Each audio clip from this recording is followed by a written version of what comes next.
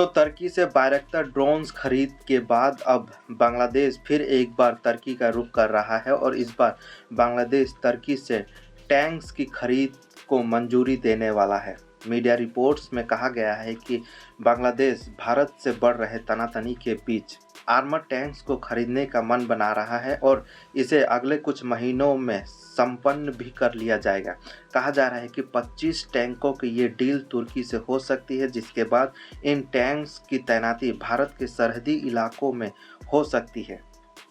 जिसके बाद अब नई दिल्ली भी चिंतित है कि आखिर इतने बड़ी मात्रा में इन टैंकों की ज़रूरत बांग्लादेश को हो क्यों रही है। लेकिन बांग्लादेश का कहना है कि उसका जो मॉडर्नाइजेशन प्लान है, इसके तहत इन टैंक्स को खरीदा जा रहा है तुर्की के द्वारा। लेकिन भारत इस बात को मानने को तैयार नहीं है कि आखिर बांग्लादेश मॉडर्नाइजेशन के तहत इन टैंक्स को खरीद रहा है। बांग्लादेश की मंशा कुछ और है। दरअसल भारत के साथ चल रहे तनातनी के बीच पहले उसने तुर्की से TB2 बायरक्तार ड्रोन की डील को मंजूरी दी और खरीदा, जिसके बाद उसने इन ड्रोन्स को भारत के सरहदी इलाकों में तैनात किया और अब इन टैंक्स को भी कहा जा रहा है कि बांग्लादेश भारत के सरहदी इलाकों में खड़ा करेगा, जिससे टेंशन और बढ़ सकता है। एक और जहां म्यांमार से बॉर्डर सीमा करता है बांग्लादेश, तो वही कई एरिया से घिरा हुआ है बांग्लादेश बॉर्डर भारत के द्वारा। तो ऐसा कहा जा रहा है कि बांग्लादेश या तो म्यांमार या फिर भारत, इन दोनों ही सरहदी इलाकों में इन टैंक्स की तैनाती की जाएगी।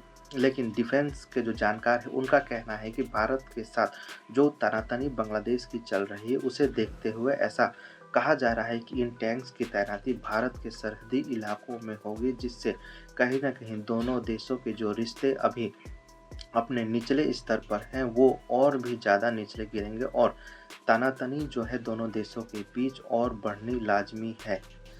अगस्त महीने में जैसे ही शेख हसीना का तख्ता पलट होता है, उसके बाद अंतरिम सरकार का गठन होता है, जिसके बाद से भारत के साथ बांग्लादेश की तनातनी बढ़ रही है। पहले बांग्लादेश में रह रहे हिंदुओं के ऊपर अत्याचार, इसके बाद बांग्लादेश के द्वारा शेख हसीना का एक्स्ट्राडिशन की मांग, जिसे भारत के द्वारा नकार देना, और इसके बाद बांग्लादेश और भारत के बॉर्डरी इलाकों में BSF और BGP जो फोर्सेस है बांग्लादेश के, उनके बीच तनातनी देखने के बाद अब ऐसा माना जा रहा है कि बांग्लादेश इन तनातनी को और बढ़ाते हुए तुर्की से इन आर्मर्ड टैंकों की खरीद कर रहा है। इससे पहले बांग्लादेश ने पाकिस्तान के साथ नज़दीकियां बढ़ाई थी। अंतरिम सरकार के एडवाइज़र मोहम्मद यूनिस ने पाकिस्तान के प्रधानमंत्री के साथ हाल के दिनों में कई बार मुलाकातें की हैं।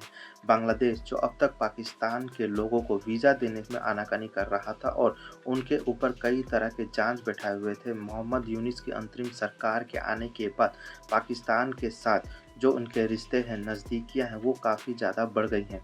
जो पाकिस्तानी बांग्लादेश आ रहे थे उनके ऊपर डबल जांच की जाती थी, लेकिन बांग्लादेश में यूनिस सरकार के आने के बाद इन जांच को ख़त्म कर दिया गया है।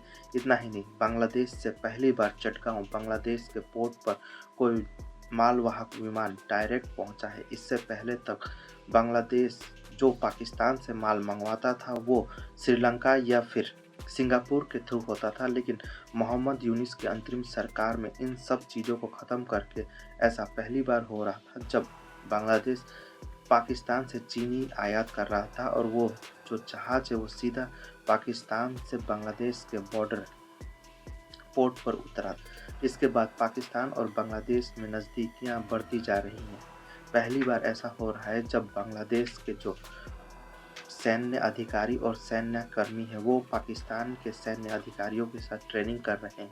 इसके बाद से कई ऐसे रिपोर्ट सामने आई है जिससे भारत की मुश्किलें बढ़नी लाजमी है, क्योंकि एक तरफ बांग्लादेश है तो दूसरी ओर पाकिस्तान है। दोनों ही देशों के साथ भारत के रिश्ते काफ़ी ज़्यादा जटिल होते जा रहे हैं, काफ़ी ज़्यादा नाजुक है। पहले पाकिस्तान के साथ भारत के रिश्ते पहले ही खराब थे और अब शेख हसीना के बाद अंतरिम सरकार जो बांग्लादेश में बनी है उसके साथ भी भारत के रिश्ते कोई ठीक नहीं है। आए दिन भारत के साथ इनकी तनातनी लगी रही थी।